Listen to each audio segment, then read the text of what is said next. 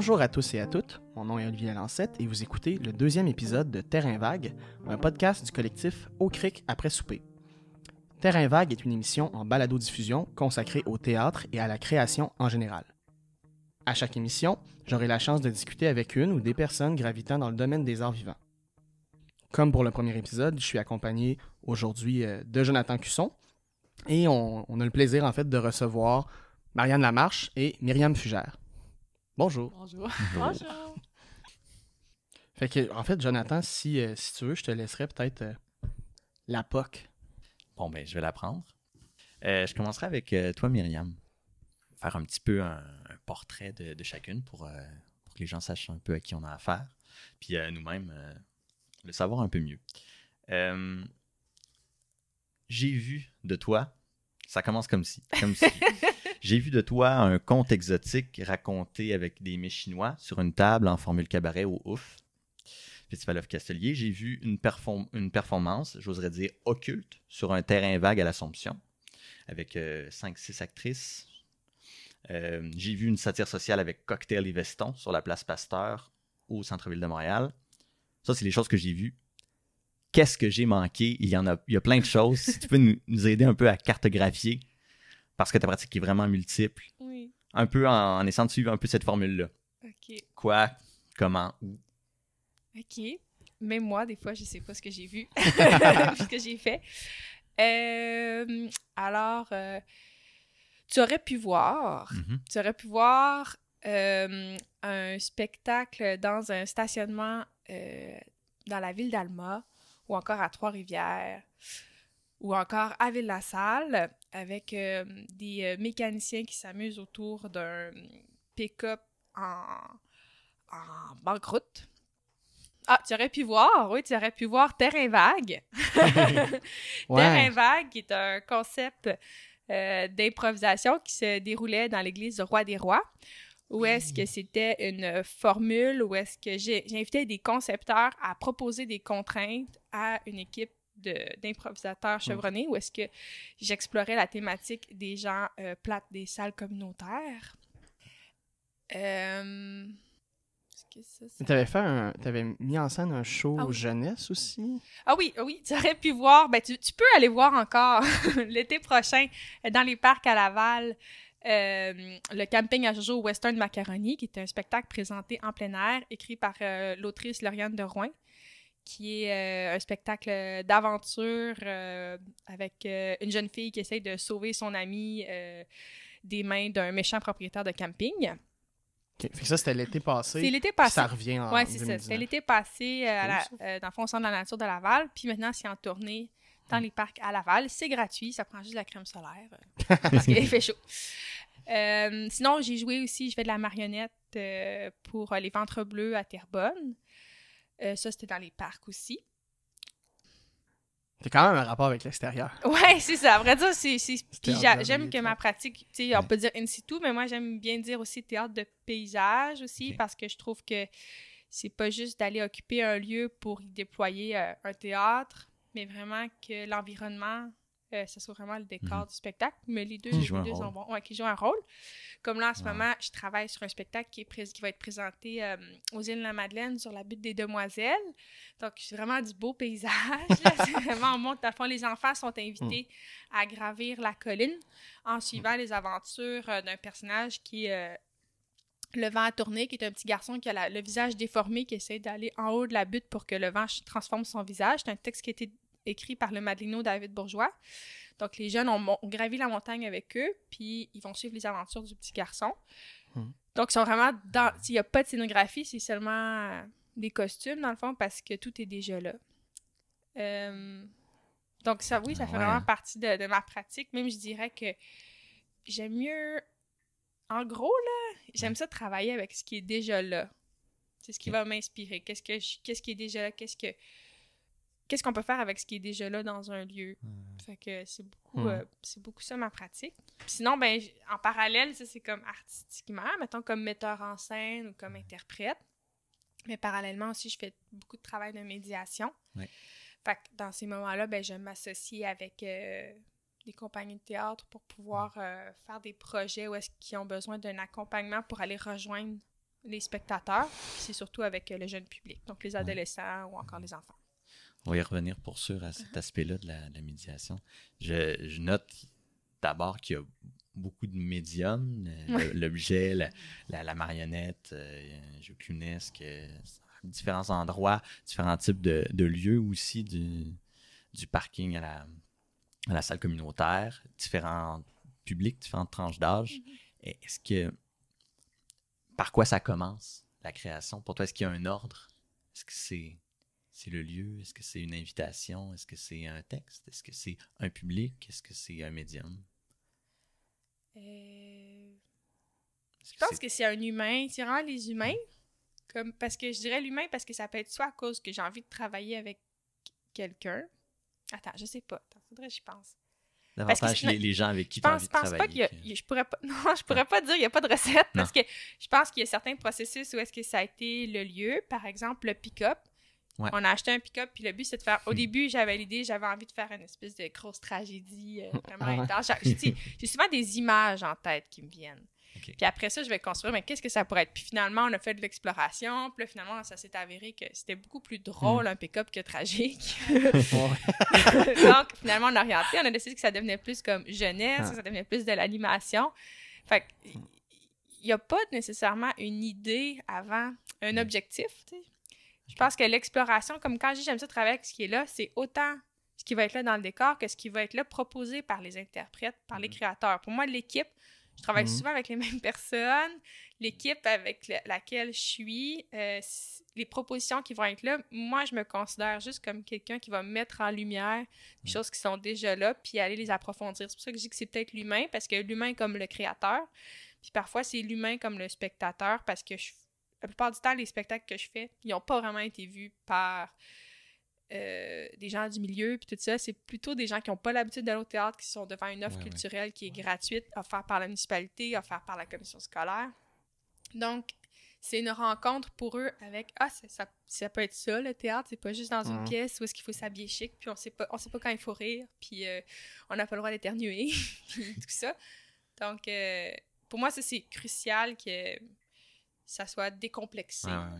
Puis tu dirais que dirais-tu que ce cadre-là, en tant que tel, fait partie de la création? C'est un aspect de la création? Lui, de savoir quel est le public qui vient de voir? Oui, il y a toujours un moment donné dans la création où ça devient vraiment important, comme par exemple à Laval, tu sais, de se dire, OK, c'est un spectacle en extérieur présenté devant les enfants, le spectacle dure quand même environ 50 minutes. Donc, les gens, ils vont partir, les gens, ils vont arriver, l'écureuil va être plus intéressant que ce que je suis en train de proposer avec un spectacle qu'on a travaillé pendant 100 heures de répétition. Donc, c'est comme un contexte où est-ce que tu t'enlèves un peu de l'ego de comme, mon spectacle est super intéressant, on va en parler, puis tout ça. C'est juste, si je réussis à maintenir l'attention des gens pendant 15-20 minutes, c'est déjà gagné. Puis s'ils restent tout le long, puis qu'ils ne s'attendaient pas du tout à voir ça, en tout cas, c'est un autre point, là, mais par rapport à l'attention des gens, là, j'ai l'impression qu'en salle de spectacle, les gens ils sont assis, ils regardent, mais on ne sait jamais vraiment s'ils nous écoutent pour de vrai. Ils peuvent partir dans leur... C'est correct de partir dans sa tête quand tu vas voir un spectacle, mais est-ce que ça va vraiment intéresser les gens? Tu peux pas nécessairement le voir. Tandis que moi, comme metteur en scène, quand je suis dans un soir extérieur, je me mets en arrière puis j'observe le mouvement des gens, les gens qui vont arrêter. Puis dans notre culture, c'est super difficile d'arrêter les gens. J'avais fait du théâtre d'intervention, mettons, en Afrique. Puis là, peu importe, si j'avais un costume, je me mettais à marcher, les gens arrêtaient parce qu'il n'y a tellement pas d'offres culturelles, il se passe tellement rien que moindrement qu'il y a quelqu'un de farfelu, il arrête de faire ce qu'ils sont en train de faire pour profiter de « il y a peut-être objet à me faire divertir. » Mais ici, je trouve que les gens, ils sont beaucoup dans « Ah non, je suis occupée, faut pas que je dérange ma routine de l'avant-midi, je vais faire ça. » Si tu réussis à venir jouer dans leur routine, là, c'est le fun. J'aime ça fucker le chien de la journée des gens. J'ai une question un peu baveuse pour toi. Ouais, vas-y.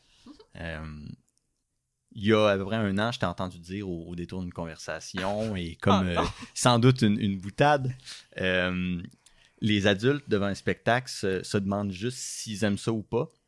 Les ados, c'est formidable. À la base, ils n'aiment pas ça, fait que c'est pas grave. À quel point maintiens-tu ta position? Je pense que ça maintient fermement. Vraiment, c'est tout le fun avec les ados. C'est comme m'a te pogner, m'a finir par t'intéresser. Là. C'est vraiment intéressant. Puis, De l'ordre d'un défi, un peu? De l'ordre d'un défi, puis de l'ordre de... Tu vas pas me démontrer d'intérêt, mais moi, je sais dans mon fort intérieur que tu vas avoir de l'intérêt. On peut souvent le voir, mettons, une discussion après spectacle ou quelque chose. Ben, c'est sûrement celui qui pose des questions pour faire rire ses amis. Il faut pas que tu focuses sur lui, il faut que tu focuses sur celui qui est en arrière, qui a des yeux comme des 25 cents, puis qui écoute, qui assimile toutes les réponses aux questions qui sont posées. Parce qu'avec les ados, je fais surtout de la médiation, puis je réalise vraiment... Puis souvent, c'est comme, là, ça se termine, le groupe s'en va, puis là, il va rester ces 3-4 adolescents plus intéressés, mais ils vont pas assumer cet intérêt-là devant le groupe. Donc, c'est toujours caché, tu sais, c'est comme, j'aime pas ça, mais ça laisse son chemin à l'intérieur, là, je pense. Ah, c'est super intéressant. Ça nous donne une petite idée du portrait. Ouais. OK, en fait, Marianne, un peu comme Myriam, il y a plein d'affaires que tu as fait depuis ta sortie de l'école, surtout comme comédienne. Tu étais à ZH 2017 dans Les 100, ZH 2018 parce qu'il fallait l'entendre de vos bouches, La vraie nature. Mais quand même... tout de suite après ta formation en interprétation, tu t'es lancé dans la maîtrise, en fait. Retourne à l'université, au monastère. Puis, en fait, c'est certain qu'une maîtrise comme ça prend beaucoup de temps. C'est aussi l'occasion comme un peu de s'arrêter, de faire vraiment de la réflexion, de la recherche. Durant ta maîtrise, en fait, tu as sûrement dû expliquer, défendre ta recherche dans différents contextes, à différentes personnes. Mais admettons que tu aurais le droit d'en parler de la façon que tu veux, sans avoir la pression d'être évalué. Là. Comment tu parlerais de ta recherche à quelqu'un qui n'est pas initié au théâtre, qui n'est pas initié à la recherche universitaire? Wow, ben, admettons, là, comme tu dis que je sors ma directrice de maîtrise m'entend pas, puis l'UQAM m'entend pas, ben, je dirais à quelqu'un en premier que finalement, je fais pas du théâtre. Je pense que c'est ça que je dirais. Puis ça, faut pas que je le dise parce que je fais une maîtrise en théâtre. Puis on me le ramène souvent à « Ah oui, mais il est où le théâtre dans ce que, tu sais, raccroche-toi au théâtre. » Puis, en tout cas, ces 2 années-là de maîtrise m'ont fait beaucoup questionner sur ce que c'est le théâtre pour moi. Puis, tu sais, je pense qu'il y a 1 million de réponses, là, je veux dire. Mais moi, là, dans ce que je fais, il y a quelque chose de théâtral, mais je me détache de plus en plus du théâtre. Je travaille vraiment sur... En fait, je fais de l'art relationnel. Fait que j'ai monté un laboratoire dans le cadre de ma maîtrise, dans le fond, mon mémoire création. Puis, je le définis vraiment comme une expérience relationnelle artistique. Fait qu'il y a quelque chose d'artistique, mais le relationnel prend beaucoup, beaucoup, beaucoup plus de place. La rencontre entre les humains. Puis, pour moi, le théâtre, c'est un peu ça aussi. C'est une rencontre. Fait que de là, le théâtre existe quand même dans ce que je fais, mais j'avais besoin de briser des codes, briser des conventions, peut-être surtout au niveau de nos postures, de la posture de l'acteur, du spectateur. Donc, ouais, je dirais que comme c'est hyper accessible, en tout cas, je crois, c'est hyper accessible à n'importe qui ce que je fais, puis j'ai envie que les gens s'y intéressent, même s'ils n'ont jamais fait de théâtre de leur vie, ils vont jamais voir de théâtre de leur vie, ils sont pas du milieu. Fait que, ouais. Puis peux-tu parler un peu de juste la forme de cette expérience-là? À quoi ça ressemblait pour quelqu'un qui l'a pas vécu? Ouais. Moi, je l'ai pas vécu. Est-ce que tu peux m'expliquer? Ben, en fait, moi et j'ai quand même une équipe de création derrière avec moi, là, tu sais. Puis, on a monté un laboratoire. C'est vraiment un laboratoire participatif dans lequel... mais l'objectif, c'est qu'il y avait... Tout le monde est un participant, en fait. Il n'y a pas d'acteur ou de spectateur. Il n'y a pas d'observateur, autre que moi puis mes assistants, mais tout le monde est un participant. Puis, les gens étaient invités à venir sans savoir nécessairement ce qu'ils allaient faire. Les gens étaient invités à venir, mais avaient à s'inscrire. Fait qu'il y a un minimum d'intérêt qui est nécessaire. Là. C'est pas je travaille pas sur l'appel à la participation, mais bien comme la partie... Ils sont conscients de ce qu'il va y avoir éventuellement une participation. Oui, exactement.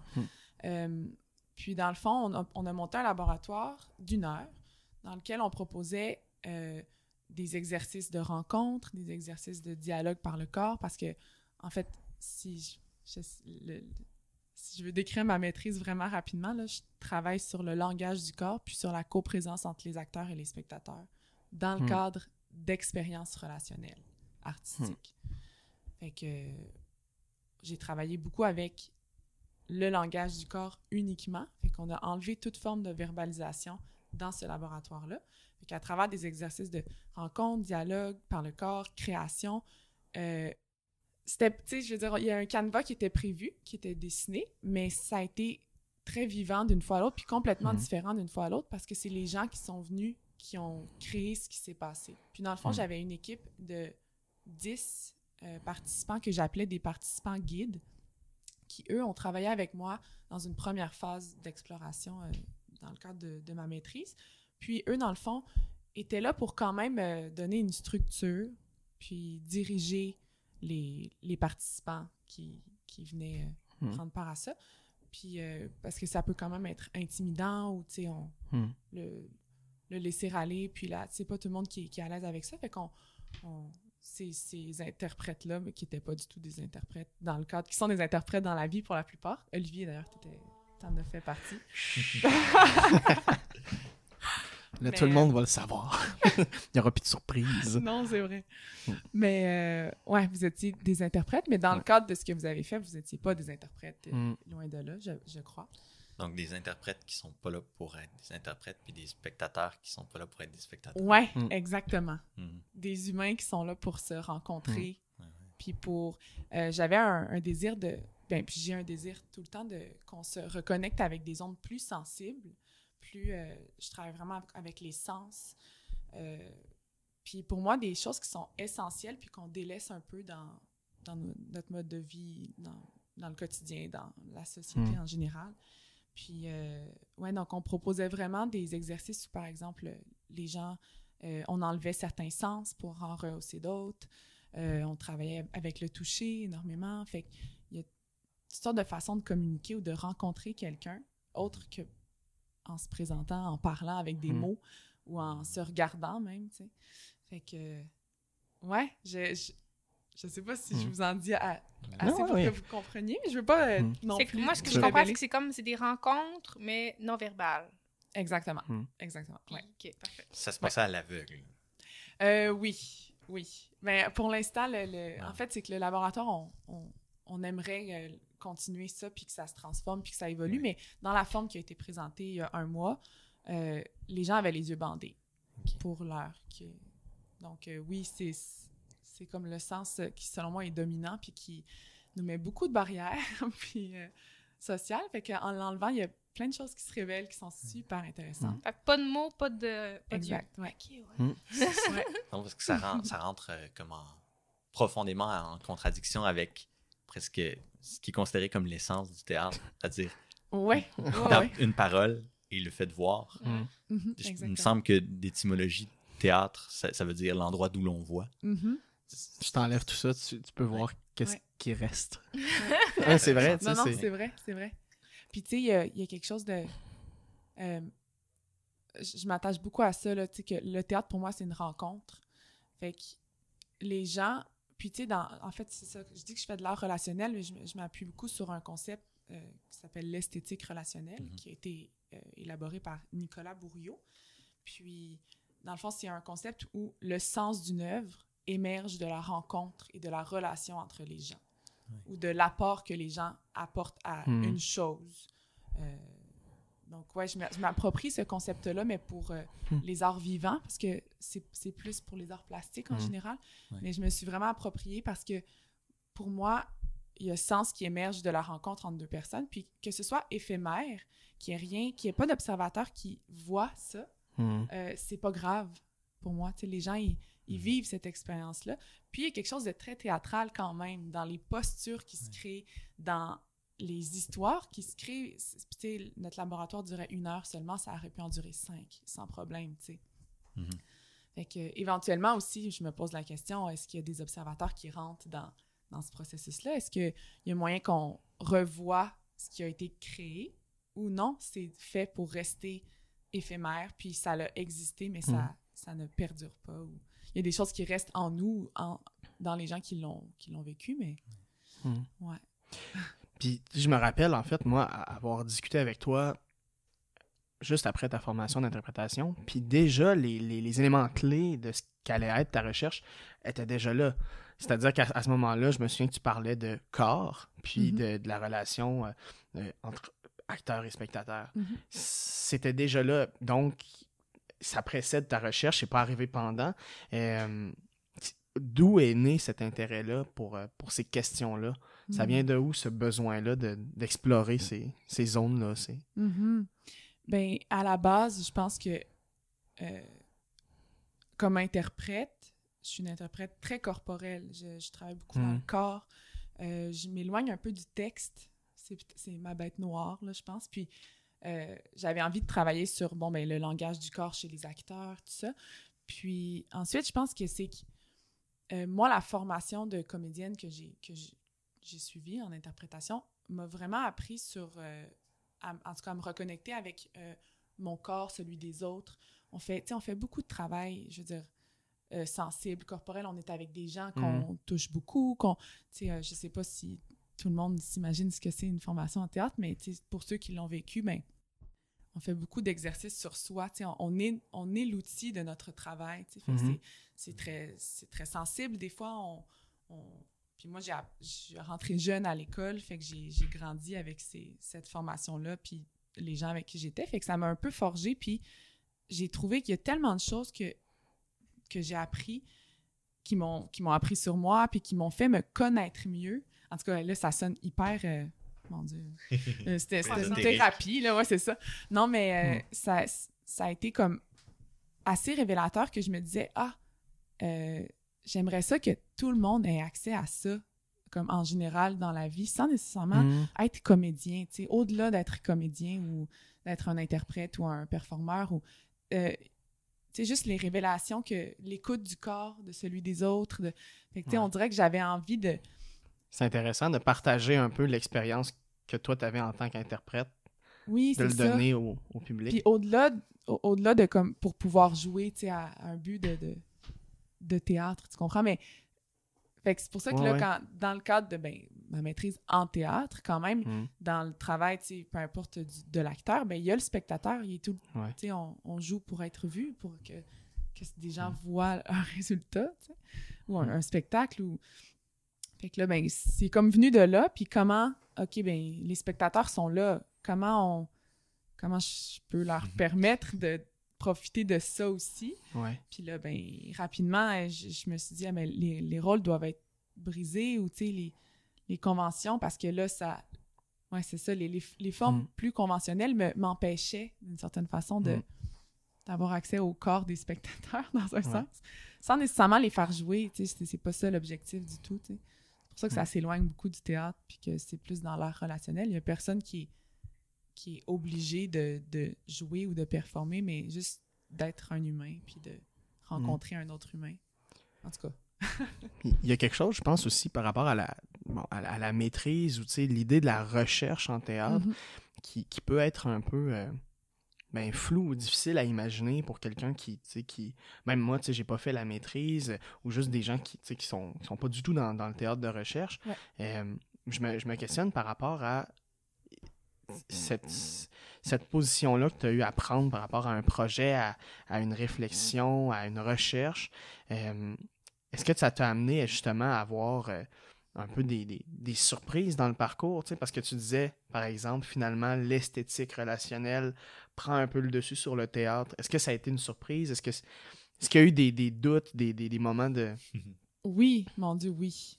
Tu sais, je pense qu'à la base aussi, derrière la maîtrise, il y avait une envie en tout cas, je sais pas, des envies personnelles qui, je savais aucunement qu'est-ce que ça allait donner, mais je pensais que c'était une belle plateforme pour aller explorer ça. Puis surtout, j'avais envie, après une formation en interprétation qui est très dans la pratique, là, tu sais, j'avais envie de renouer avec le côté plus théorique du théâtre ou, tu sais, faire peut-être de la recherche, puis surtout, aller lire, tu sais, aller... Se nourrir. Je lisais pas beaucoup, ouais. J'avais besoin d'aller me nourrir de ce que les autres ont déjà fait, de ce que les autres ont déjà écrit. Puis la première année est plus là-dessus, est très théorique, beaucoup de lecture et tout ça. Puis on dirait que j'ai tellement... Je veux dire, d'une semaine à une autre, ton projet change du tout. Parce que tu lis quelque chose, tu t'intéresses à ce qu'une personne a dit, puis là, hey, ça me parle, mais tout à coup, là, tu trouves un autre concept qui te parle encore plus, mais là, ça détruit complètement ce que tu avais pensé avant. Fait que la première année est vraiment comme une montagne russe de changement d'idées, puis de remise en question, puis de je suis correct que je fasse ça ou non, tu sais. Est-ce que ça t'a changé, tu sais, comme créatrice ou même interprète ou spectatrice? En fait, oui, parce que je pense que je m'étais jamais considérée comme une créatrice avant de faire la maîtrise. Puis maintenant, oui, je pense que je me considère pas comme une metteur en scène, pas du tout. Je suis pas, en tout cas, peut-être un jour, mais vraiment pas là, mais je me considère comme une créatrice. Fait que, du moins une chercheuse. Oui, une chercheuse. Chercheur créatrice. Mais ouais, tu sais. Puis je pense qu'à un moment donné aussi, ben là, tu trouves des ancrages, puis je veux dire, dans le cadre de la maîtrise, ben là, c'est ça, tu t'accroches à des ancrages, puis tu fais des choix, puis tu t'accroches à... Tu fonces sur une petite partie de ce qui... Parce que, tu sais, ça pourrait... Une recherche comme ça dure des années, je veux dire, j'ai pas terminé, ça va continuer de me porter, puis ce qu'on a créé là va continuer d'évoluer, je l'espère, puis continuer de... Je remarque un truc, un parallèle que je trouve particulièrement intéressant de ton côté, de la façon que tu le formules, une façon de te découvrir comme créatrice en allant lire les autres, lire ce que les autres ont fait. Donc, c'est ce voyage-là, cette espèce de contradiction-là. Puis du côté de Myriam, cette idée-là que c'est d'abord des gens, c'est d'abord ce que les gens vont donner, puis que tu es là pour ordonner ces choses-là, puis les mettre en lumière, les mettre ensemble. Dans les deux cas, je trouve le rapport assez intéressant. Je pense que les artistes n'inventent rien, ils font juste observer, selon moi. Puis que ce soit observer en lisant dans des livres, observer la vie, observer les comportements, observer l'équipe dans laquelle ils sont, observer des couleurs, ben selon moi, c'est plus ça le rôle de l'artiste que de chercher à l'intérieur. Je pense pas que c'est rationnel. Ben, c'est rationnel, mais ça part d'une observation avec les sens, là, comme Marianne le dit, c'est peut-être avec les sens. Observer, c'est pas juste avec les yeux, mais c'est comme...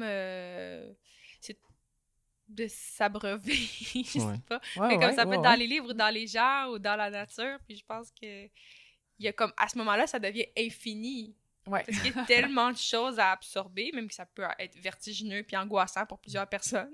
Tu sais, tout le savoir qu'il y a à savoir, toutes les choses, toutes les relations qu'il y a à découvrir, toutes les choses qu'on a à découvrir. Mais juste après ça, de les faire passer sous le filtre d'un médium quelconque ou d'accès, de mettre une loupe zoomée sur quelque chose pour mieux le voir, je sais pas. J'aime cette idée-là d'infini. Parce qu'il me semble qu'il y a cette idée-là dans ce qu'écrit Nicolas Bourriaud aussi, qu'on n'est plus dans une logique d'inventer des nouveaux mondes, mais plutôt d'inventer des milliers de façons de cohabiter à l'intérieur du monde qui est celui qu'on a. Puis que cette esthétique relationnelle-là part de ce constat-là. Oui, parce qu'avec ce qu'on a, mais en tout cas, c'est ça, là, moi, je ramène tout le temps aux humains, là, mais tu sais, c'est infini, tu sais, les possibilités... On les trouvera jamais tous. Puis on change constamment aussi, fait qu'on pourrait refaire et refaire les mêmes choses et ce serait tout le temps différent. Mais c'est comme si c'est infini, mais à la fois, il va y avoir des grandes familles puis des généralités qu'on va aller chercher. On va regrouper certaines choses, en tout cas. Parce que je pense que c'est une tendance du cerveau, là, quand même, c'est infini, mais à la fois, on va remarquer, je sais pas, les contrastes, notre attirance pour les contrastes ou notre répulsion pour les contrastes. Ça peut dépendre de quel point on parle, là, mais juste de dire que c'est infini, mais même, c'est infini dans les détails, mais des fois, les grandes lignes, des fois, on peut aller les surligner. Fait que C'est un peu... c'est un paradoxe. C'est à la fois infini, mais à la fois, il y a des choses qu'on retrouve qui reviennent quand même. C'est pas pour rien qu'il y a des styles théâtraux comme la comédie dell'arte, des choses comme ça, où est-ce qu'on va travailler sur des archétypes, puis on peut dire que tout le monde est dans ces 6 personnages-là, ou tout le monde est dans ces 4 émotions-là, mais on regroupe, mais à la fois, on peut décliner en forme infinie, mais on dirait qu'on revient souvent à comme des grandes familles, là, ou je sais pas. Mais je sais plus c'est qui avait dit ça, je pense que c'est un professeur, mais qui avait dit tout a déjà été fait, mais pas par moi. Ouais, c'est ça. Je pense qu'un professeur sur 2 a déjà dit ça. Ouais. Peut-être. Mais un autre professeur l'avait dit avant lui, mais d'une façon différente. Non, mais c'est vrai, tu sais, puis je pense même des fois, tu sais, je reviens quand tu disais, les artistes, c'est plus, c'est pas nécessairement qu'on invente, mais des fois, je pense qu'on a l'impression qu'on invente, mais, tu sais, c'est plus parce qu'on est en réaction, justement, à d'autres choses, tu sais. Des fois, on invente quelque chose, mais à partir de quelque chose que quelqu'un a fait ailleurs, que c'est dans le cinéma, dans la littérature. Tu sais, souvent, en création, je pense à des moments où on est en train de parler de ce qu'on essaie de créer, ce qu'on essaie d'amener, puis on est en train de parler d'art visuel ou de film ou de musique. Tu sais. Amener comme un zoom ou on a l'impression qu'on est en train d'essayer des nouvelles choses, mais en même temps, ça vient juste d'ailleurs. Tu sais, oui, exact. Mais on est des récupère. voleurs, là, on vole un peu à tout le monde pour rebrasser la sauce, là, puis en faire autre chose, puis c'est correct. Oui, mais oui. C'est correct de voler, puis ça, parce que justement, on fera jamais la même affaire. Ouais. Mais il y a quelque chose aussi, tu sais, qui m'apparaît quand tu parlais tantôt, Myriam, de justement de l'attention du public, ce défi-là d'aller chercher l'attention.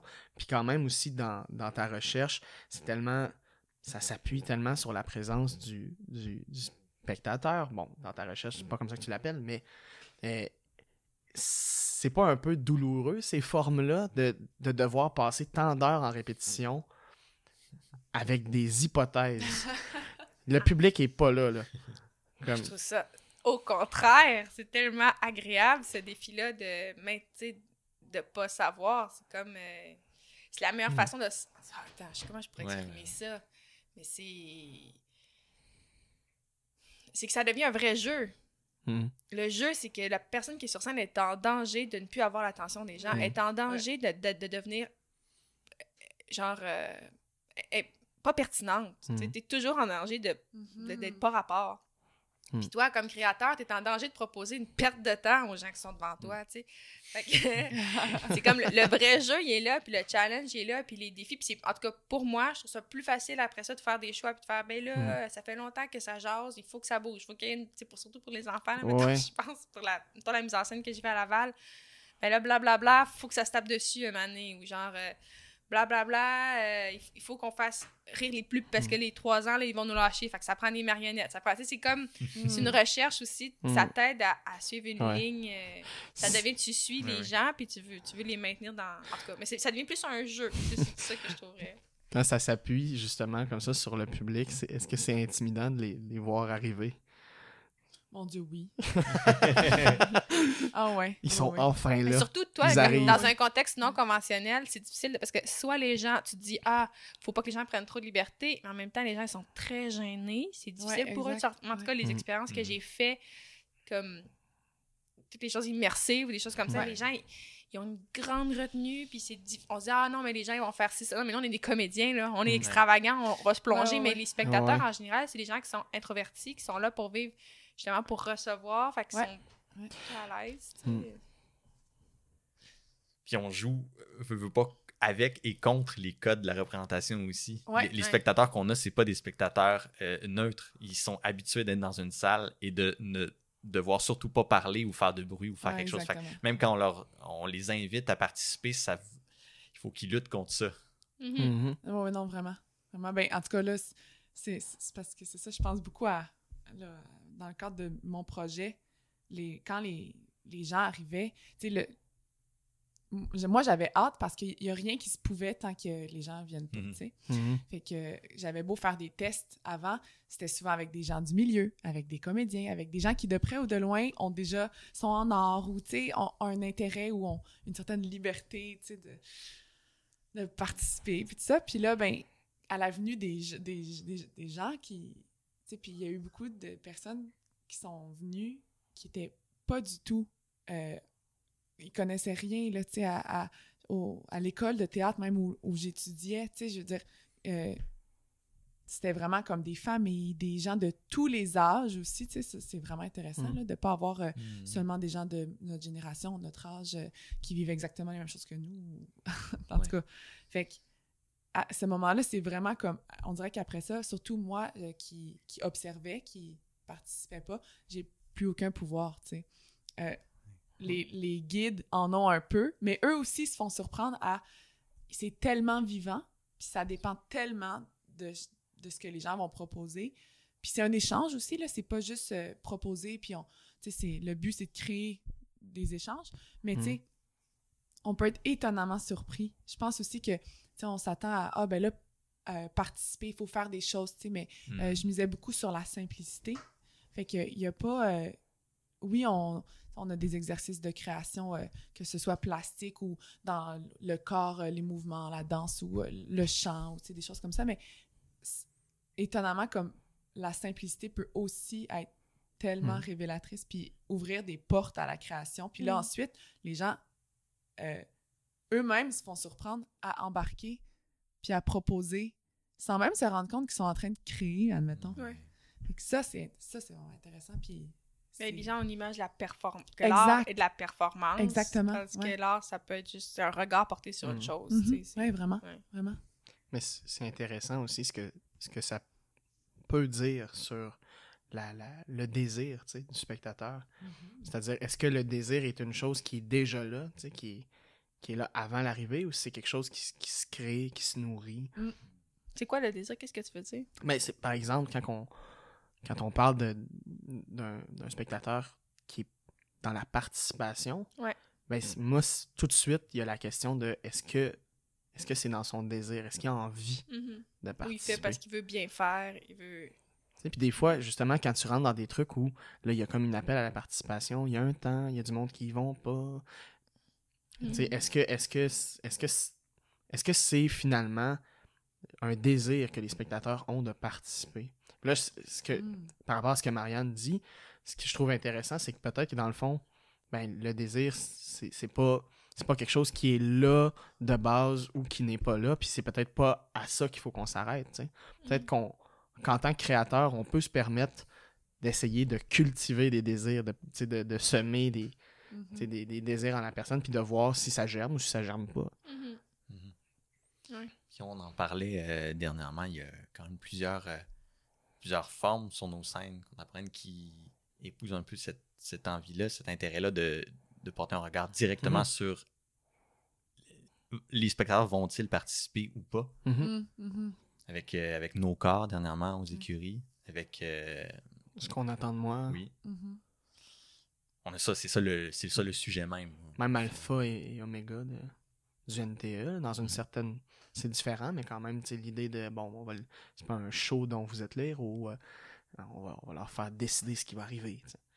Il y a quand même cette question-là qui émerge un peu dans certaines productions.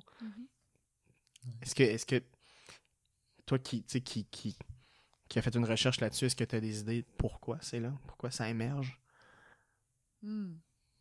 Ben, je sais pas pour tout le monde, parce que ben, peut-être pour toi. Ouais, c'est ça, parce que je vois il y a des moments où on voit clairement une envie que les gens soient, de briser, mettons, la convention, que les gens soient pas assis dans une salle à l'italienne, dans le noir, qu'ils soient un peu plus libres, qu'ils se sentent peut-être impliqués dans le spectacle. Fait que, des fois, c'est seulement par un dispositif.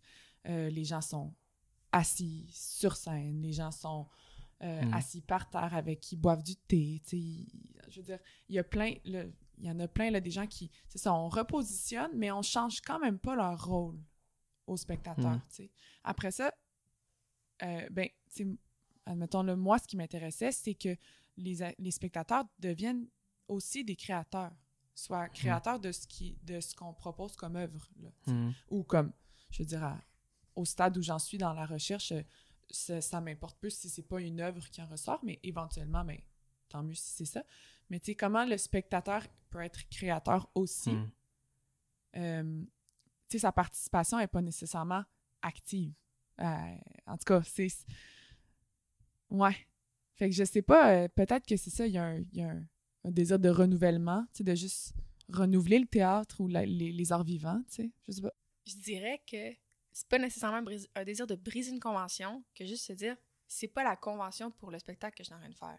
C'est pas nécessairement, je veux briser la convention je veux pas que ce soit dérangé ou quelque chose, mais tu sais, mettons, je pense au Trust Club, le spectacle sur la Place Pasteur, où est-ce qu'on était dans un club privé. On a décidé à un moment donné de mettre des tables avec des chaises, parce qu'on se disait, si on veut les intégrer, on veut qu'ils se sentent comme dans un club privé, donc s'ils sont assis en ligne, ils vont se sentir... vont se sentir comme dans un spectacle, mais nous, on veut qu'ils se sentent décontractés dans leurs mouvements, pouvoir on veut... Fait que c'est pas nécessairement de briser la convention des spectateurs assis en rangée, que pour mon spectacle, ce n'est peut-être pas la bonne convention. Fait que si je veux parler du rapport au sens, je veux parler du rapport à la danse, si je veux parler, je me souviens plus des autres exemples, juste nos corps, puis ce qu'on attend de moi, ou mon rapport aux ordres ou quelque chose, ben il faut que je mette les spectateurs dans une autre disposition. Fait que c'est peut-être pas nécessaire. Avant, peut-être qu'il y a eu une époque, je pense, dans l'histoire du théâtre, où est-ce qu'on était tant pis à toutes les conventions, mais je pense pas que c'est un refus de la convention que de dire il y a d'autres orientations possibles, un peu comme... D'autres intérêts. Ouais, comme, tu sais, c'est ça, c'est pas comme, mettons, je sais pas, même sexuellement, mettons, là, de décider d'être homosexuel, c'est pas de refuser l'hétérosexualité, même si c'est la norme, tu sais, c'est genre, c'est juste de faire, OK, il y a d'autres formes qui existent, puis de prendre tel type de spectateurs, de les faire agir, de les asseoir de telle façon. Ça fait tellement longtemps qu'on suit plus le code des rangées d'une salle dans le noir que c'est plus nécessairement briser la convention que choisir la bonne convention pour le spectacle qu'on est en train de faire. Maintenant, on a ce choix-là. Puis c'est une question à se poser, mettons, quand on est créateur ou metteur en scène. Moi, c'est toujours la question que je me pose. C'est comme, en ce moment, ils sont où? Ils ont-tu mal aux jambes? À quoi c'est quoi leurs besoins? Où est-ce qu'il faut toujours que tu penses à, quand tu es dans une forme non conventionnelle, il faut tout le temps que tu te mettes en position de, moi, je suis un spectateur, et où la toilette? Je sais pas. Il y a plein d'affaires que, surtout parce que je fais des trucs comme... en in situ pis tout ça, c'est des questions que les gens ils vont rentrer, ils vont être mal à l'aise parce qu'il n'y aura pas de musique, il faut qu'il y ait de la musique, il faut qu'ils puissent aller au bar pour se sentir relax, il y a plein de choses que tu te mets à créer pour créer une belle atmosphère. Mais, donc, à quelque part, dans vos pratiques respectives, vous vous projetez dans le spectateur. Je vois pas comment tu peux, en tout cas, c'est ça. Je vois pas comment un créateur... Mais ce qui m'amènerait à vous poser la question, en fait, vous, en tant que spectatrice, c'est quoi qui vous fait plaisir? C'est de quoi vous avez envie quand vous allez au théâtre?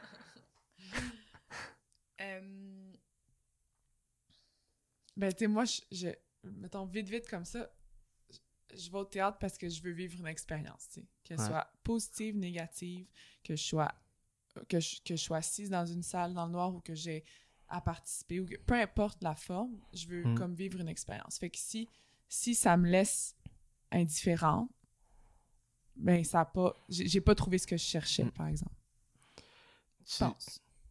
On a déjà discuté, tu parlais d'une façon de vivre le spectacle, de différentes façons de le vivre, que ce soit comme plus intellectuellement, de le vivre physiquement. Mais est-ce que, quand tu dis l'expérience, si un spectacle, mettons, tu le vis plus à un niveau intellectuel, est-ce que c'est suffisant? Ou... Oui, ça peut être une expérience intellectuelle, totalement. Là. C'est pas nécessairement physique ou sensoriel ou émotionnel. Ça peut être de plein de formes, mais si ça me laisse indifférente, c'est ça. Là, c'était pas pour moi, en fait, là, je pense, mais... Après ça, je pourrais y penser pendant longtemps. Ça peut être intéressant aussi, des fois, d'être vraiment indifférent, puis que le spectacle te renvoie à toi-même d'une façon un peu brutale, là. Que tu te demandes pourquoi j'aime pas ça. Non, mais c'est vrai. Voyons donc.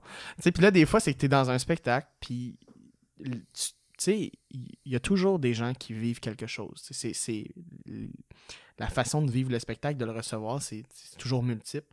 Là, tu peux voir des gens qui visiblement, comme sont beaucoup plus investis que toi. Mais j'ai quand même l'impression qu'il y a toujours quelque chose. Ouais, je pense pas que... Tu sais, surtout si on se place en tant que spectateur dans une position de quelqu'un qui vient chercher quelque chose, plutôt que de juste être dans l'idée de recevoir. Tu sais, parce que c'est vrai que si tu fais juste attendre, ben ça se peut qu'il se passe rien. Mais il faut jamais oublier notre prédisposition. Tu peux Ouais, pas... Moi, en tout cas, si je vais voir un spectacle que j'ai... Tu sais, je vais vraiment aller à la base, là, mais genre pyramide de Maslow, là, j'ai pas mangé ou j'ai envie de pipi, ou genre c'est un spectacle qu'on m'a dit que c'était super bon, finalement.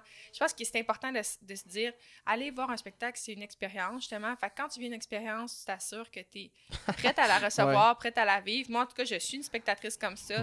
Si je suis préoccupée ou quelque chose, faut que le spectacle soit très, très bon pour venir me chercher puis me mobiliser si intérieurement je suis pas prédisposée. Ou ça va influencer. Ça va grandement influencer, c'est ça. Ouais.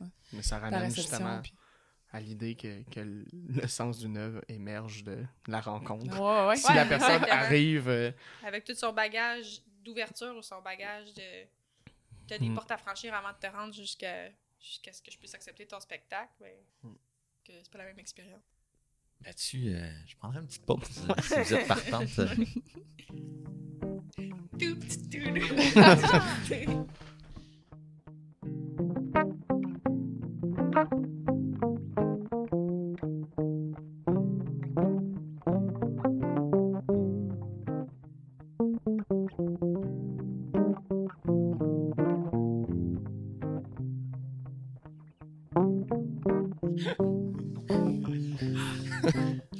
Bon, mais on est de retour pour cette deuxième partie-là. Olivier, de quoi on va parler?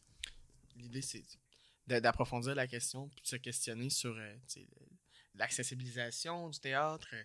J'avais envie de vous poser une question juste pour débuter. Selon vous, là, est-ce qu'il y a un siège pour tout le monde dans une salle de théâtre? Oui, mais le bon spectacle à la bonne personne. Je pense que le meilleur exemple, c'est justement en théâtre jeunesse, à quel point les tranches d'âge sont primordiales. Si un spectacle est jusqu'à 7 ans, puis tu vas là avec un enfant de 10 ans, ça se passera pas, mais ça, c'est clair parce que c'est comme l'évolution du cerveau de l'enfant, le développement de l'enfant. Mais même chose, je pense, pour le développement émotionnel d'une personne ou ce qui est quelqu'un qui n'est pas très...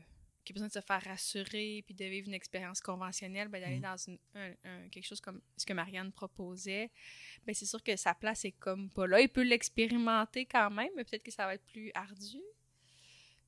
Mais je pense qu'il y a moyen d'avoir... Il y a tellement d'offres culturelles. Je pense pas que tu peux dire j'aime pas le théâtre. Parce que j'étais allée voir une pièce en 98 puis c'était pas le fun. Je pense qu'il y a quand même... En tant que spectateur, je sais pas, est-ce que vous voyez la dichotomie entre le théâtre puis d'autres formes d'art? C'est-à-dire, des fois, je sais pas, personnellement, ça arrive que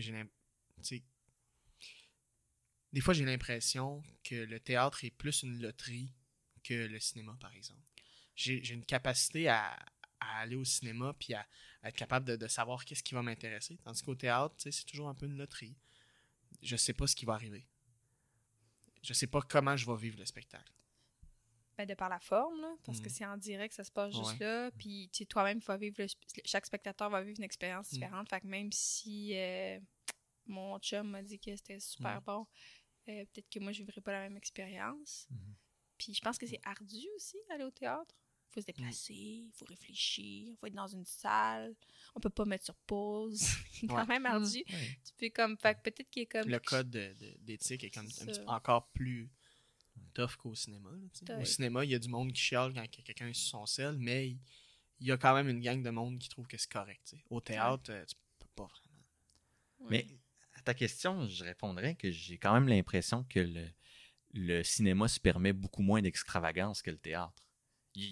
Il se passe plus de choses différentes formellement sur une scène de théâtre. Donc, plus de chances d'être étonné aussi, d'y trouver ce qu'on cherche ou pas. Mon impression. Mais je suis d'accord quand même. Je reviens sur ce que tu disais par rapport au théâtre de jeunesse puis l'importance des tranches d'âge. Tu dis même, il y a des spectacles pour certains spectateurs.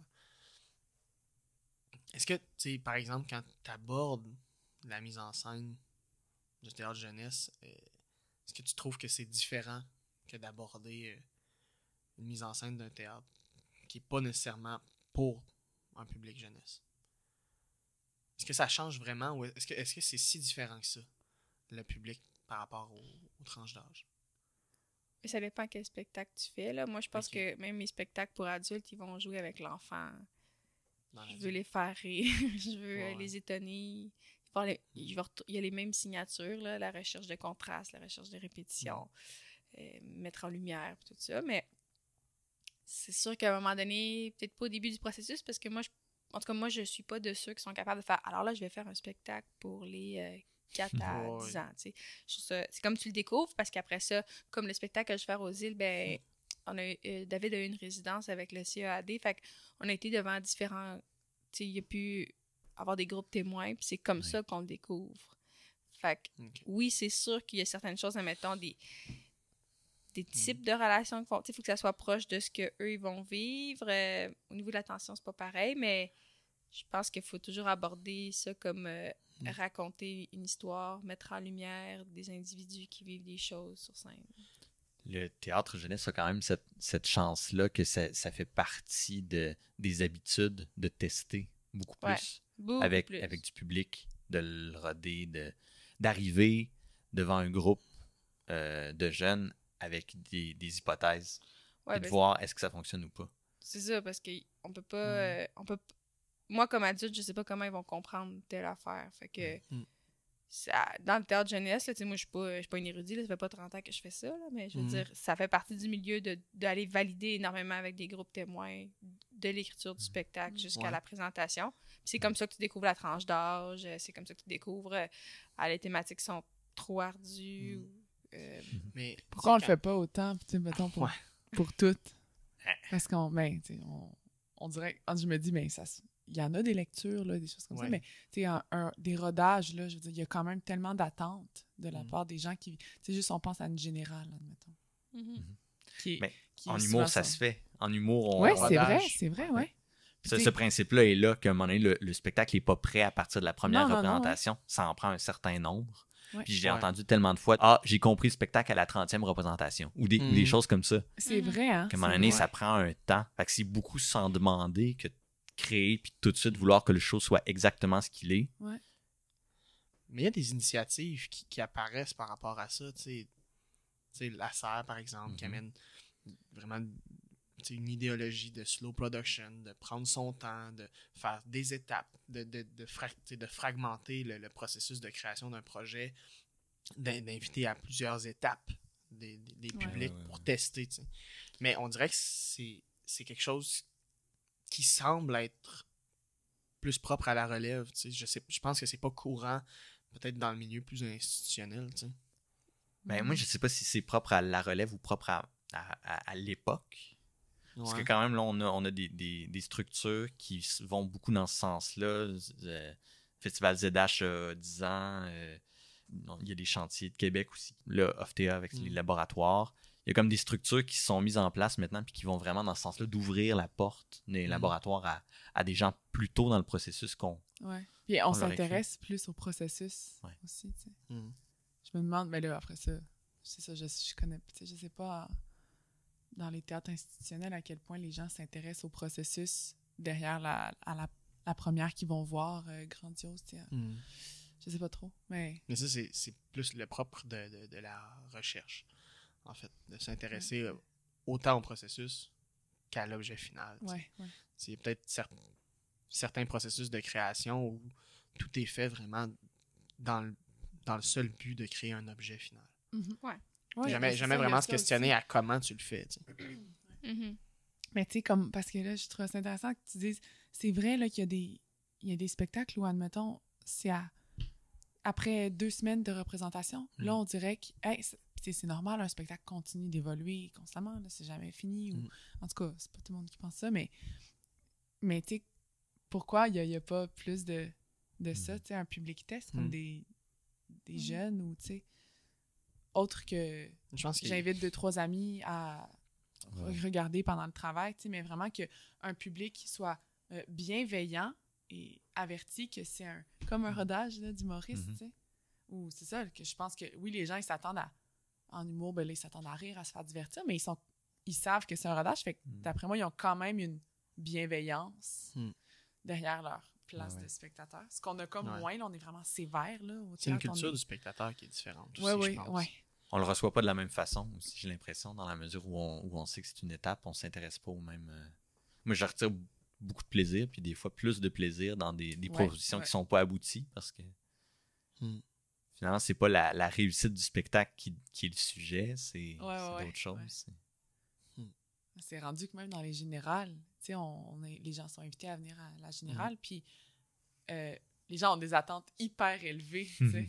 Comme, on oublie que, comme, à la base, une générale, c'est la première fois qu'on va le faire devant un public, donc ça se peut que rien ne marche, tu sais, rien ne fonctionne.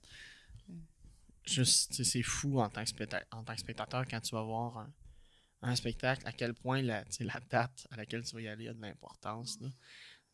C'est le fun, des fois, si, mettons, t'as hâte à un spectacle pour X raison, t'aimes les créateurs, ou tu sais, t'as entendu parler de ce spectacle-là, t'es vraiment intéressé, tu y vas au début, mais des fois, le mieux, c'est d'y aller dans les dernières, parce que le spectacle se trouve, tu sais, puis évolue au fil des représentations. Ou d'y retourner. Aller, en début, à la fin.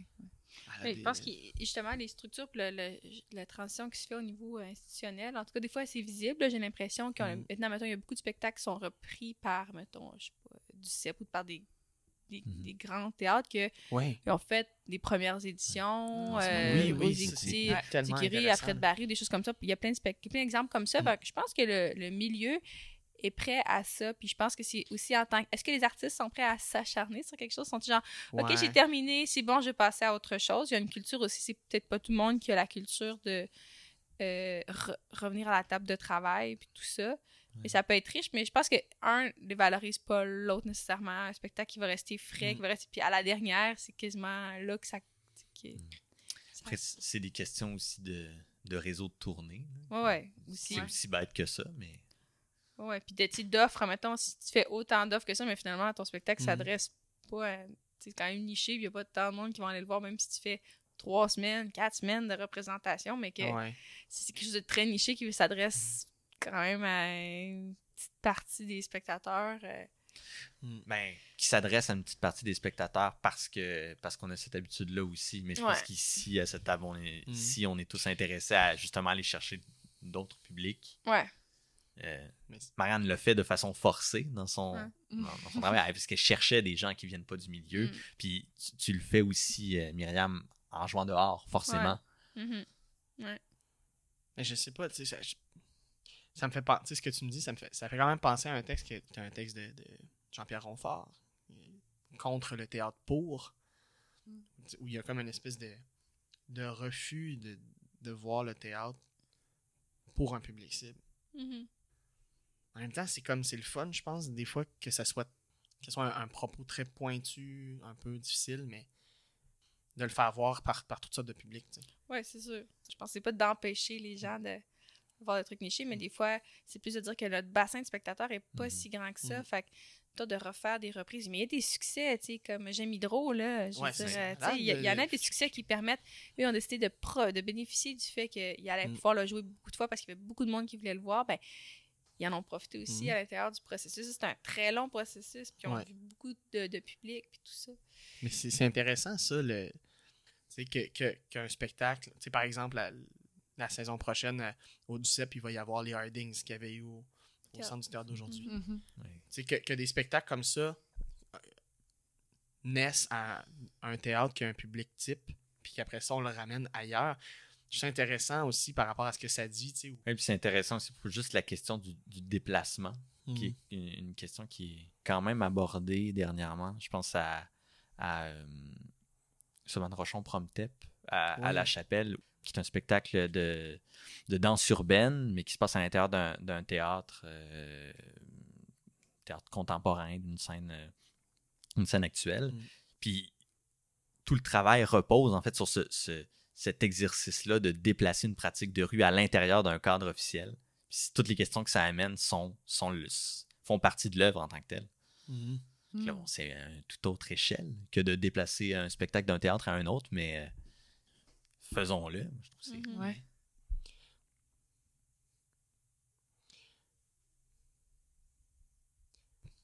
Petite question un peu sous la forme d'un exercice.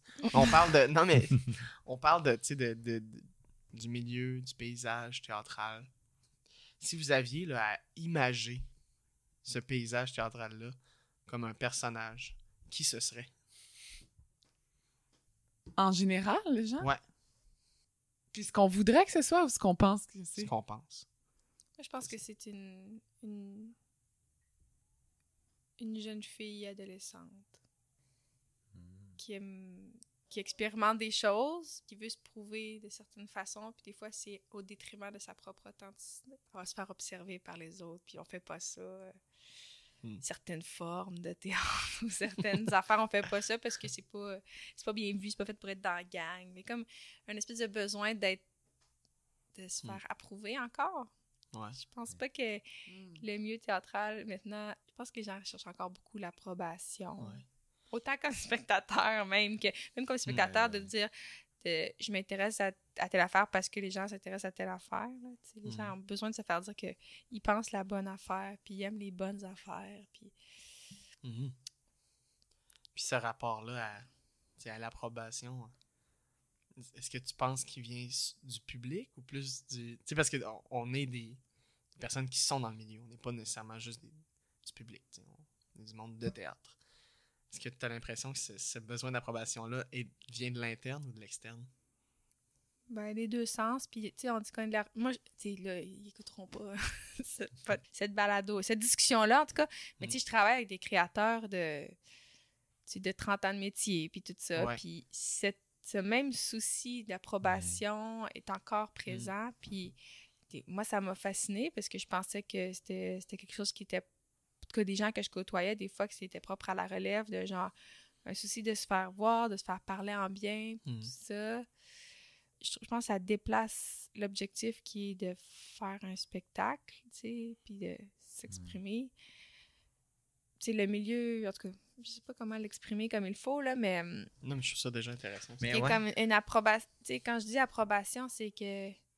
Est-ce que je suis prête à faire une idée parce que je la trouve bonne, même si elle est déplaisante pour certaines personnes? Assumer quelque chose, c'est se dire que peut-être des gens vont pas apprécier. Je pense pas qu'il y ait tant de choses qui sont assumées à 100%, même qu'on va les retirer quand il n'y a pas assez d'approbation de la part des spectateurs. Puis au niveau des spectateurs, je pense que le fait, s'il y a un spectacle, on en a bien parlé à Culture Club ou quelque chose, les gens vont pouvoir dire « Ah oui, je t'allais voir, puis c'est intéressant », mais tu sais, si...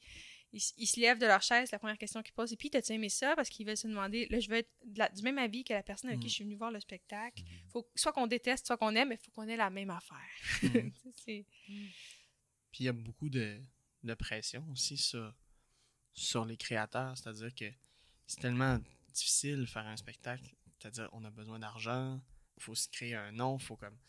Il y a toujours, il y a comme un espèce de rapport de confiance avec beaucoup d'instances extérieures à essayer de créer et installer. C'est vrai que ça devient complètement effrayant de... Même si c'est cette part, c'est ça. En tout cas, selon moi, c'est... Tu sais, qu'on veuille se dire, admettons, je vais faire des choses pour moi, puis pour mon équipe, puis j'ai pas besoin de l'approbation de personne, mais on est comme pas à l'abri de ça parce que la peur de pas avoir de travail ou de pas avoir d'opportunité de faire ce qu'on veut, mais c'est trop gros. En tout cas, c'est sûr que, tu sais, moi aussi, je trouve ça étonnant que tu me dises, admettons, que des gens de plusieurs années de métier aient encore ce besoin-là d'approbation, mais c'est que eux non plus, même s'ils ont un nom, une certaine notoriété, peut-être, ou du bagage derrière eux, tu sais, ben, ils sont pas à l'abri que du jour au lendemain, on n'ait plus envie de les voir ou de voir ce qu'ils font, tu sais, parce que c'est fort, là, la peur de plus avoir d'opportunités, puis plus de travail, fait que peut-être des fois, tu sais. Le milieu, c'est difficile de s'établir, là, une fois que tu as ta place, là. Comme... tu veux la garder. OK, là, je l'ai, là, peut-être je peux comme la garder, tu permets peut-être de prendre plus de risques ou, tu sais, d'oser plus parce que tu sais que, OK, ben, même si je fais un faux pas ou un pas qui dérange certaines personnes, ça va pas. Mais, tu sais, de là à comme complètement plonger puis tout le temps faire sans approbation, tu sais, c'est peut-être risqué dans le métier. Puis, dans un marché aussi, parce qu'on est pris pour devoir parler dans ces termes-là, mais dans un marché aussi où les goûts sont restreints en nombre d'années. Les modes agissent sur nos appréciations des choses. Puis en même temps, cette tendance-là à vouloir se proposer comme un produit identifiable, avec une signature claire, puis on le demande aux artistes beaucoup, puis on l'apprécie de certains artistes, parce que on sait c'est quoi qu'ils font, eux autres. Ils font ça, je le reconnais. Mais à partir du moment où tu te places comme ça, comme une marchandise reconnaissable, ben tu deviens aussi une marchandise qui peut périmer plus facilement. Peut expirer, oui. Ben oui, puis c'est une question pour les artistes qui ont une pratique établie puis qui continuent au bout d'un certain temps. Comment tu fais pour te renouveler, garder cette fidélité-là que le public a envers toi? Complexe. Ouais. Après, je serais intéressé de savoir comment les ingénieurs, les médecins abordent cette question-là. Chez les pharmaciens, peut être à jour par rapport aux modifications du milieu. Ça. Mais je suis sûr que tu parlais des gens qui ont vraiment beaucoup d'expérience. Je suis sûr que ça dépend des personnes. Il y a des personnes, ça fait pas longtemps qu'ils le font, puis ils ont comme leur personnalité font qu'ils ont une espèce de confiance, puis qu'ils ont moins, mettons. Ils se posent pas de questions, ils ont pas de la. Mais c'est pas nécessairement qu'ils se posent pas du tout de questions, mais c'est juste qu'ils sont moins. Ils sont moins traversés par plein de questions tout le temps ou par des doutes. Mais en même temps, je sais pas pour vous, mais pour moi, il y a quelque chose aussi. C'est quand même le fun de se questionner. Là. Si tout va très bien et tout est une évidence, ben pourquoi faire de la création? Là, J'ose croire que ça participe à la vitalité quand même de la pratique. Est-ce que toi qui es quand même impliqué dans le théâtre jeunesse, sens-tu un peu que le théâtre jeunesse est un peu regardé de haut, ou que les formes plus accessibles, le clown, le théâtre de rue? Mais c'est ça, tu sais, je suis quand même novice dans le théâtre jeunesse, mais mettons pour moi, dans le théâtre extérieur, puis justement le clown, ça, oui, là, totalement, là, je pense que tu deviens comme de l'ordre du divertissement, ou même si je me suis même déjà fait répondre ça pour des demandes de subvention, quelque chose de comme, de se faire dire, ben, comme c'est plus de l'ordre du divertissement, c'est plus de l'ordre, dans le fond, ce que vous offrez, c'est du corporatif, puis t'es comme, ben, c'est dommage, parce que... Tu te suggères de t'en aller privé, là. C'est ça. Essaye de faire du cash avec ça, parce que c'est pas subventionnable. Puis si t'as envie de dire aux gens, mais ouvrez-vous les yeux, tu sais, comme en France, admettons, en Angleterre, tout ça, il y a des festivals basés sur du théâtre qui est fait en extérieur, mais tu sais, considère... Oui, il y a des formules qui sont plus animation, mais il y a des... On peut parler, tu sais, c'est pas juste pour faire rire, là. C'est pas juste pour divertir les gens, on peut faire réfléchir, on peut pousser une réflexion, faire vivre une expérience. Mais c'est juste, je pense que oui, ça fait vraiment partie d'un a priori... mais je pense que c'est la violence des formulaires, la violence des institutions, de vouloir catégoriser, de pouvoir ça contamine le milieu. Genre, le problème, c'est qu'on a une certaine quantité d'argent dans une enveloppe, fait qu'on va créer des échelles, mais ça vient teinter après ça l'image que les gens ont de ces choses-là, puis c'est là que ça devient dommage, parce que toute forme d'art est intéressante, tu sais, je sais pas, mettons, là, je m'en vais aider des gens dans la région de Bécomo, pour monter un spectacle, parce que c'est des gens qui font les spectacles, c'est des gens de là-bas qui écrivent le spectacle, mais pour moi, je l'approche comme un spectacle. Je travaillais avec des gens qui seraient sortis des écoles, mais je sais que le milieu, là, la jeune adolescente, elle regarde ça et elle se dit non, mais ça, c'est pas vraiment du théâtre. Même si elle a envie de se dire ah oui, mais ça aussi, c'est du théâtre, mais ah non, on m'a appris que ça, c'était pas du théâtre. Fait que je vais regarder ça de haut, puis je vais pas m'y intéresser, tu sais. C'est comme... c'est ambigu. Je pense vraiment que pas que c'est à cause profondément les gens veulent que le clown ne soit pas du théâtre, ou parce que ça peut les faire réfléchir quand même, mais en tout cas. Mais c'est déjà un peu là-dedans, mais j'aurais peut-être une question pour rapper ça. T'sais. Est-ce que vous pensez que c'est possible de faire est-ce que c'est possible avec les moyens qui sont en place, la façon dont c'est financé, le milieu, tous les impératifs qui sont aussi externes au milieu, les salles, tout ça? Est-ce que c'est possible de créer un théâtre qui est à la fois pointu et accessible? Moi, je pense vraiment que oui, là. Ouais, ben j'espère, en fait. Ouais, je pense que sinon, ça fait pas de sens ce qu'on fait. Ouais, je pense que les spectateurs, ils n'ont pas cet a priori-là que c'est pointu, ce n'est pas... surtout quand tu sors de Montréal, les gens, ils veulent juste aller vivre une expérience. Ils vont voir un spectacle. Si tu te mets à dire, le spectacle que tu t'en vas voir, c'est une expérience en art relationnel, inspirée du travail de blablabla, là, ils vont dire, non, c'est plate, j'irai pas, pis tout. Si, viens voir un spectacle où est-ce que tu vas être intégré dans le spectacle. Genre, je sais pas, il y a comme une façon d'aborder les choses. Si on dit que les choses vont... Si je dis, je fais un théâtre qui est pointu à la fois accessible, c'est épouvantable. Parce que de dire aux gens que... Fait que ça s'adresse pas vraiment à moi, c'est comme... En tout cas, je sais pas comment bien le verbaliser. C'est ça, c'est comme si on dit, mais ce que tu vas aller voir, c'est vraiment trop pointu, ça va pas être intéressant. Je pense que... On l'entend des fois. Ah non, mais ça, c'est trop compliqué, là. Ça. Le monde, ouais, mais c'est sûr qu'il y a... Après ça, c'est plus que t'es habitué, c'est sûr que si t'as jamais vu un spectacle où est-ce qu'il n'y avait pas une trame narrative chronologique, la première fois que tu vois ça, peut-être que... Ou un spectacle qui n'a pas de trame narrative, ben c'est sûr que ta première expérience, ça va être un peu déroutante, là.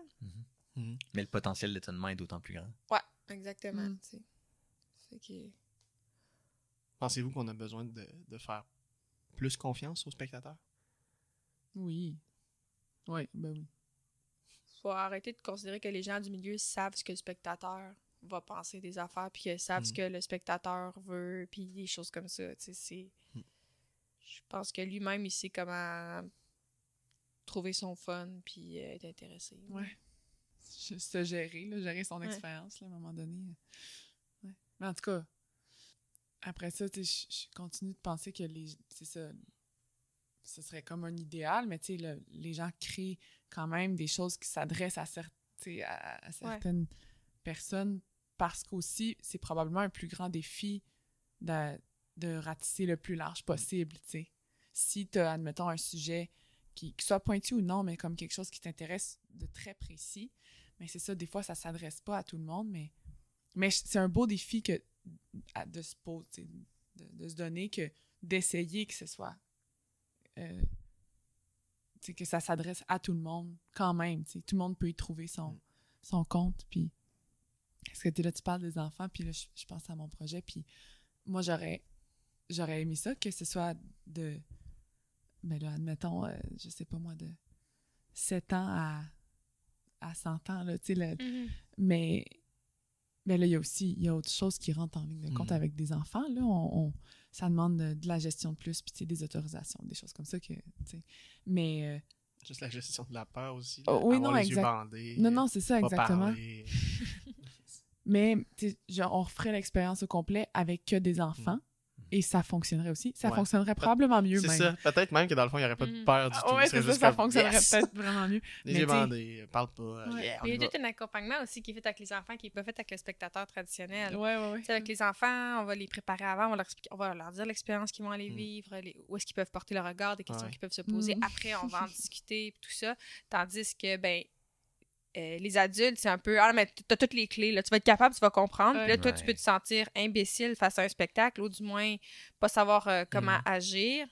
Fait que je pense que quand on parle de médiation, on pense souvent à théâtre jeunesse, tout ça. Puis la médiation, là, pour ceux qui savent pas c'est quoi, c'est vraiment de vulgariser ou créer les liens entre une œuvre artistique puis des spectateurs. Fait que je pense que peut-être que ça pourrait exister plus, justement, dans le théâtre utopiste là, qui serait pointu et accessible. La meilleure façon que ce soit accessible, c'est pouvoir expliquer certains procédés théâtraux comme on va le faire avec des enfants. Il y a peut-être de te prendre par la main, au moins pour les 5 minutes avant le show. S'il y a quelque chose de vraiment niché, puis c'est vraiment... pourquoi pas? Pourquoi est-ce qu'on se dit que les gens adultes savent tout puis devraient tout comprendre? Si c'est vraiment niché. Mais, ou même après, des fois, en tout cas, moi, j'aime bien comme j'aime bien les discussions d'après-spectacle où comme on continue d'en parler, puis tout ça, ou que ce soit avec des amis dans le hall d'un théâtre ou que ce soit une discussion dirigée là, avec metteur en scène, dramaturge et comédien ou quoi que ce soit. Quoique ces discussions-là, des fois, sont pas nécessairement accessibles pour de vrai là, à tout le monde. Mais comme pourquoi ça serait pas plus commun de d'en parler après, puis de, tu sais, comme, combien de fois on comprend, tu sais, mettons, en tant que spectateur, t'as l'impression que t'as rien compris ou que t'as passé à côté de bien des affaires, puis là, ben, c'est en parlant avec les gens que, OK, mais c'était peut-être ça, puis là, je me dis, ben, nous aussi, c'est peut-être parce qu'on a la curiosité et l'intérêt de mieux comprendre, mais quelqu'un qui sort, qui est complètement dépourvu, puis que là, son impression, c'est, ben là, c'est poche, j'ai rien compris, j'ai pas aimé ça, mais tu sais, si ça continuait après, s'il y avait un outil de médiation, par exemple, où les créateurs pourraient en parler avec les gens qui l'ont reçu, puis... Il y a tellement de moyens qui pourraient être pris, là, en tout cas. C'est juste capoté comment... Je trouve qu'on regarde pas assez ailleurs ce qui se passe. Pour vrai, tu sais, mettons, justement, moi, quand j'étais en France, j'avais pu aller voir un spectacle gratuit parce que quand tu étais un étudiant en théâtre, tu pouvais...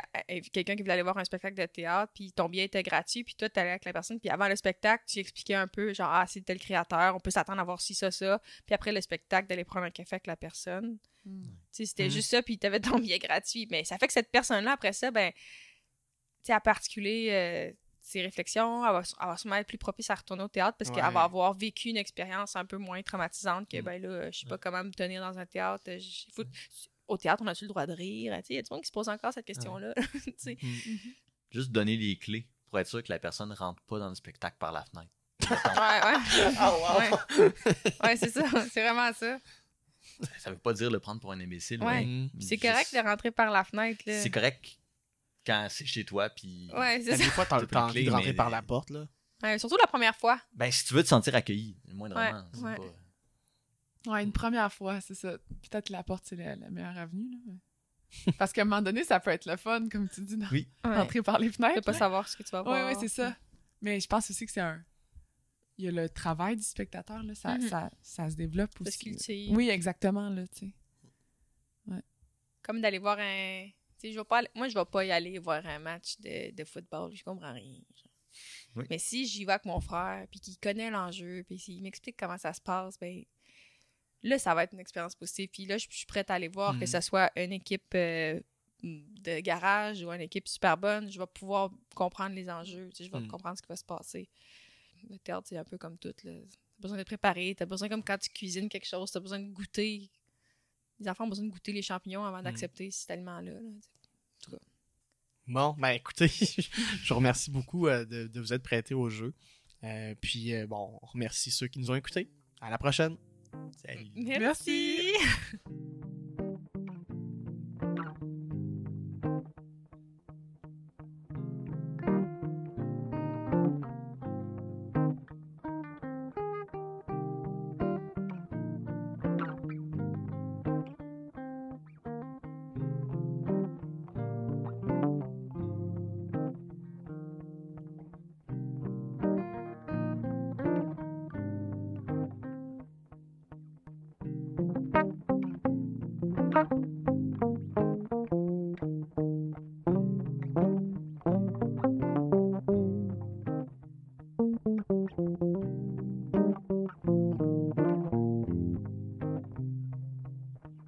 Thank you.